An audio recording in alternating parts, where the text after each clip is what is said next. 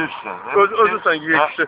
Yeşilsin. O kısır uçanlar ben üreyim getirmem sen haberin yok. Ya bu sen atadan ne?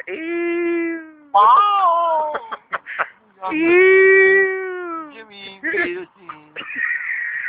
O uğraşıyorsun. Ya bu. Boş çıkartayım lan dedim. Ne diyeyim? Bak sigara sakan diyorsa hele. Şurasını yandırım. Can bu. Yandıracağım dayılarını. Ya bu. Ay filtrenin çok götüme. Ama be görme. Ne zor gördüm ben.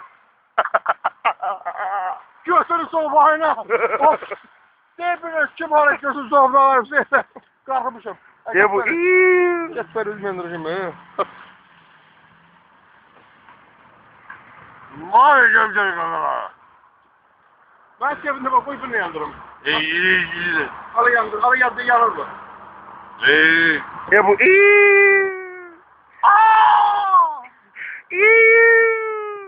Şimdi başı.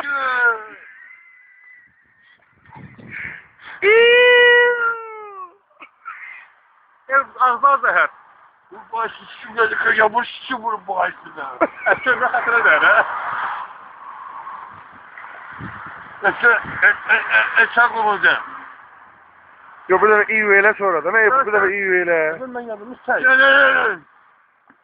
Canım. Hadi yandırım da ne? Canım söylüyorsun. Ne dersen var ben yandırmış çay.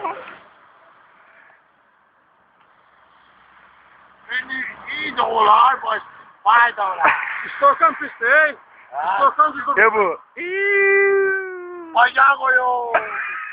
Kim lan? Ya bu. Aa!